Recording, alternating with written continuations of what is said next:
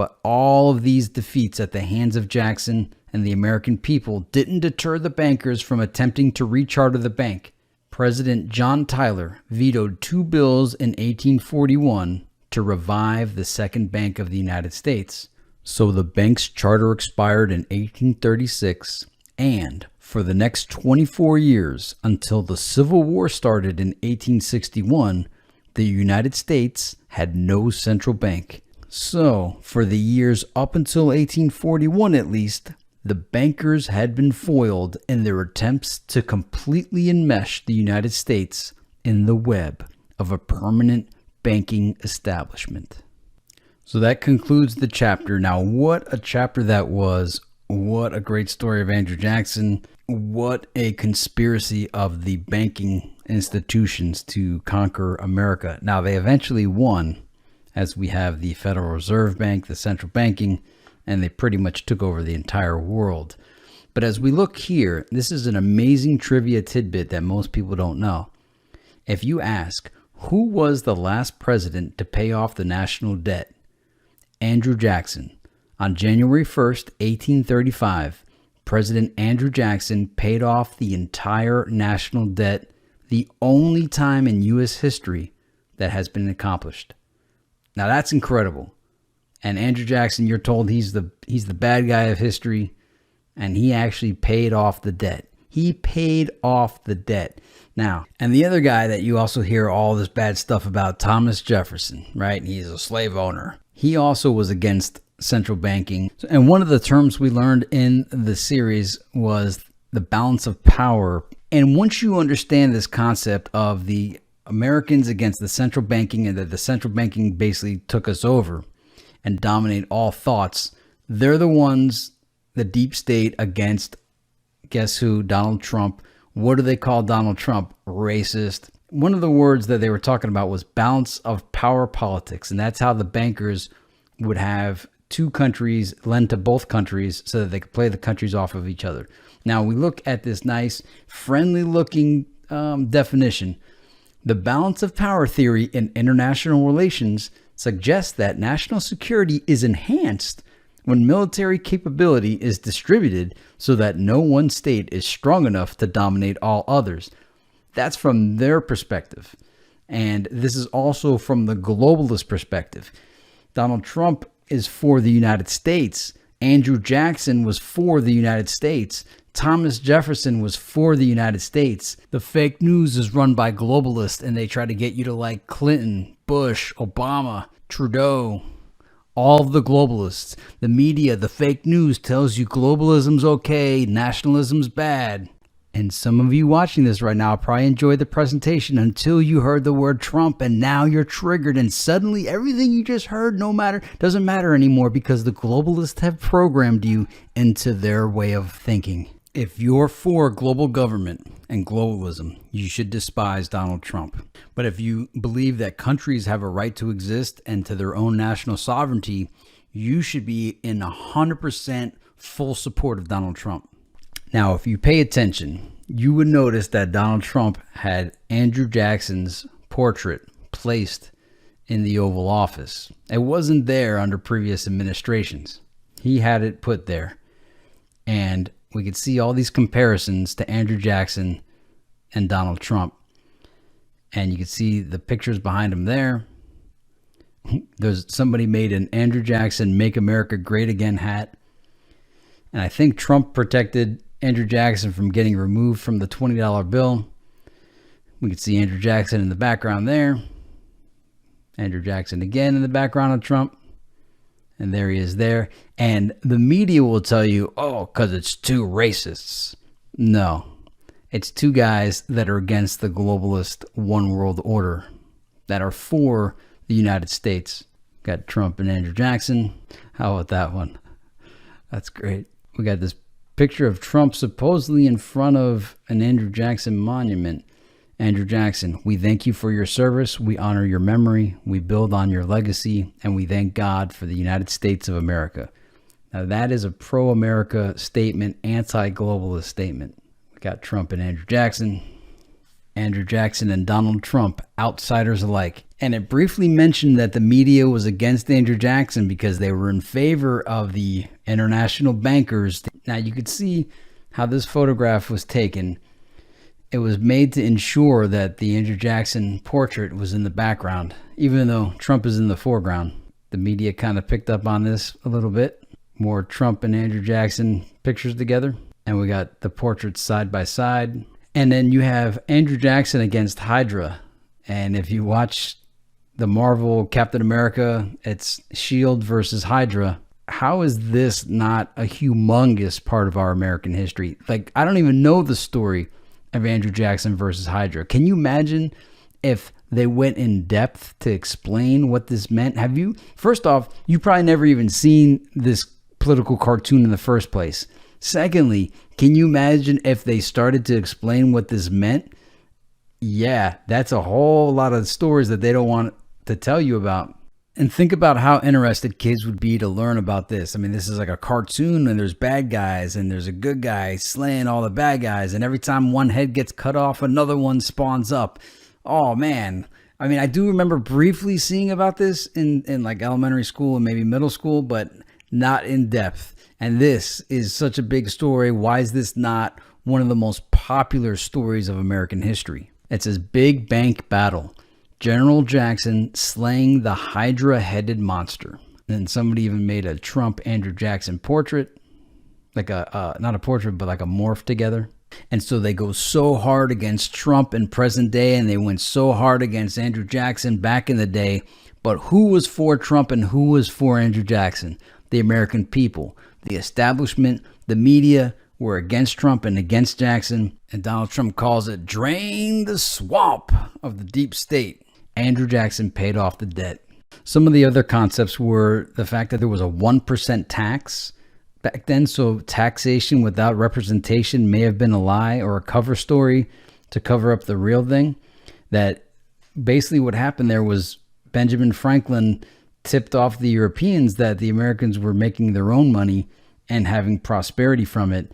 The European bankers were like, how dare they be prosperous? They must borrow the money from us first. Our colonies should not prosper.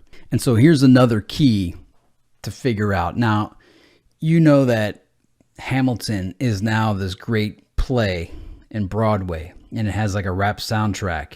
And it's being promoted. It's winning all these awards during the time that Trump is running. Now, Hamilton and Jefferson were against each other, as was Jackson against what Hamilton wanted. What did Hamilton want? He wanted to establish the central bank of the United States, and he got the charter in 1791, kind of like it began in 1792. Then, what is 20 years from 1792? 1812. And what happens in 1812? You have the War of 1812. We were told that we won the War of 1812, but did we? Because another 20-year charter was granted. And 20 years from then, what year was it? 1832. Who was president? Andrew Jackson. What did Jackson say his campaign was about? Jackson and no bank? Or the bank and no Jackson. So this is a conspiracy, and this is the conspiracy of American history. And that is the people against the central bank. And even escaping the European system, trying to set up your own country, and you basically have it for 3 years. 1789, George Washington becomes president, and we become the constitutional republic. And then 3 years later, or maybe it's 4, the central bank is established for 20 years. And then there's another war to re-get, because I think it initially was declined or wasn't renewed. And then they had the war, and then we were stuck with the bank again for another 20 years. And then Andrew Jackson beat it. They tried to kill him. And then later on, Abraham Lincoln tried issuing his own money. He was assassinated. And then John F. Kennedy tried to issue his own money. He was assassinated. So there's a conspiracy there. And this just makes me think of this Hydra thing again. In conspiracy theory, you always have a web of deception, right? So So as Andrew Jackson's trying to stop Hydra, every time he cuts off one, it spawns up in another spot, and it's this web of heads, and it's like impossible to stop because it's so vast in its deception. Colonial scrip was a paper fiat money as opposed to specie issued by the colonies in the pre-revolution era up until 1775. It was an altogether different money from continental currency, which was money issued during the American Revolution that depreciated rapidly to fund the war effort. Conception: colonial scrip was not backed by gold or silver, and therefore the colonies could control its purchasing power. This was a revolutionary concept in economics because the conventional European mercantilist system of money required governments to borrow from banks and pay interest for those loans, as gold and silver were the only regarded forms of money. This is known as the debt-based money system, where banknotes are bills of debt.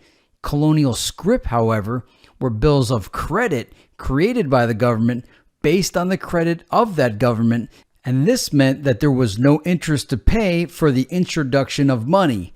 This went a considerable way towards defraying the expense of the colonial governments and in maintaining prosperity. The governments charged low interest when it loaned out this paper money to its citizens, with land as collateral, and this interest income lowered the tax burden on the people, contributing to prosperity. And I just want to leave you with this. So pre-1760, colonists prosper with their own money, colonial scrip. Then Benjamin Franklin spills the beans to the Europeans, and they say, how dare they? So in 1760s, how dare they have prosperity? So then in the 1760s, the English Parliament says no colony could issue its own scrip. Now they have to issue bonds and borrow and pay us interest. And then 1773, you have the Boston Tea Party staged. 1775 to 1783 is the American Revolution, and Benjamin Franklin said people would gladly pay the 1% tax if they retained their ability to do their own money, be in control of their own money.